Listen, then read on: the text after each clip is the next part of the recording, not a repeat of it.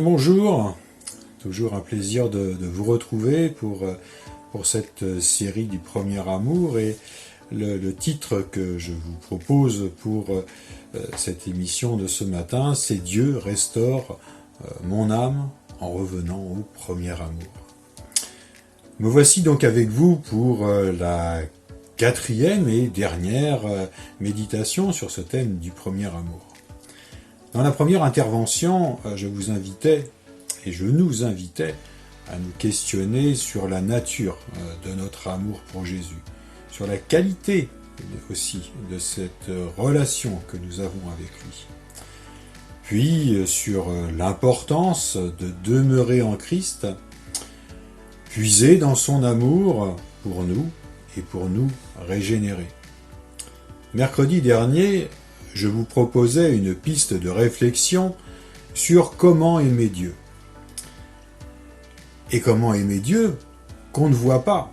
Et c'était ça justement une des difficultés. Et par ce rappel aussi dans ce message, ce que nous rappelle Luc, de renoncer à soi-même et de suivre Jésus, et avec aussi cette invitation à aimer l'autre sans limite. Aimer l'autre sans limite, c'était vraiment, une des réponses possibles pour pouvoir être dans cet amour et aimer Dieu qu'on ne voit pas. Alors aujourd'hui, je vais reprendre le psaume 23 que j'avais utilisé en guise de prière à la fin de la méditation de la dernière fois. Je vous lis de nouveau ce psaume 23. L'Éternel est mon berger, je ne manquerai de rien. Il me fait reposer dans de verts pâturages, il me dirige près des eaux paisibles, il restaure mon âme, il me conduit dans les sentiers de la justice, à cause de son nom. Quand je marche dans la vallée de l'ombre de la mort, je ne crains aucun mal, car tu es avec moi. Ta houlette et ton bâton me rassurent, tu dresses devant moi une table en face de mes adversaires, tu oins d'huile ma tête et ma coupe déborde. Oui, le bonheur et la grâce m'accompagneront tous les jours de ma vie et j'habiterai dans la maison de l'Éternel jusqu'à la fin de mes jours. Moi, je trouve que ce psaume résume bien ce que doit être, me semble-t-il, la vie du disciple de Jésus. Avec cette invitation, dès le départ, de suivre le bon berger. Et avec cette assurance, je ne manquerai de rien. Et même, plus encore, il me fait reposer dans de verts pâturages. Voilà plus qu'une invitation, une assurance qui est vraiment intéressante. Il me dirige près des eaux paisibles. Et si vous me permettez cette expression, j'allais dire la cerise sur le gâteau de son amour pour nous, il restaure mon âme, il restaure notre âme. Lorsque nous revenons au premier amour, nous revenons aussi à une pleine assurance. Cette même assurance qui fera dire à Paul que peu m'importe de mourir, ma vie n'est rien. Il avait fait quand même un sacré bout de chemin pour en arriver là.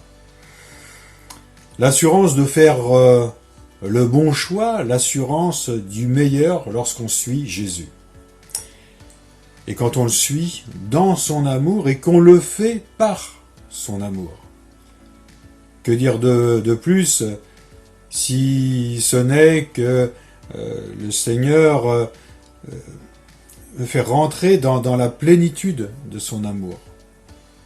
Alors moi j'ai envie de dire, Seigneur, aide-moi à ne regarder qu'à toi, et non d'ailleurs aux circonstances, à tout ce qui m'entoure, et fais vibrer mon cœur d'un amour sincère pour toi. Je pourrais ainsi entrer dans le repos et la restauration de mon âme. Voilà pour cette dernière méditation avec ce psaume On pourrait reprendre et décortiquer un peu plus le psaume, mais je voulais vraiment insister sur cette restauration, de notre âme quand on se rapproche de lui, quand on renoue avec le premier amour. Alors je vais terminer par la prière, si vous le voulez bien.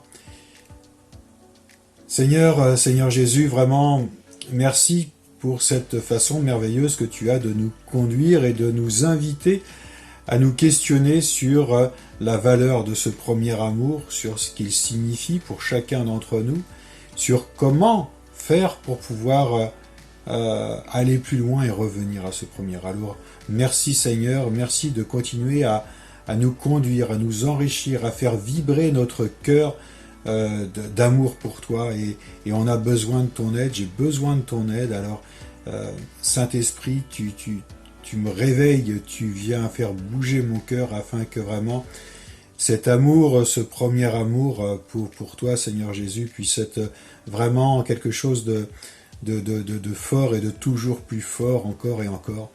Alors merci Seigneur, et que pour chacun de mes frères et sœurs, eh bien, tu puisses aussi les conduire à aller encore plus loin dans cet amour pour toi. Merci Seigneur, merci pour ce que tu fais pour moi, pour mes frères et sœurs, et aussi pour ton Église. Merci encore Seigneur Jésus. Voilà, et bien écoutez, je vous souhaite une très bonne journée avec le Seigneur bien sûr, et puis dans son amour. À bientôt, au revoir.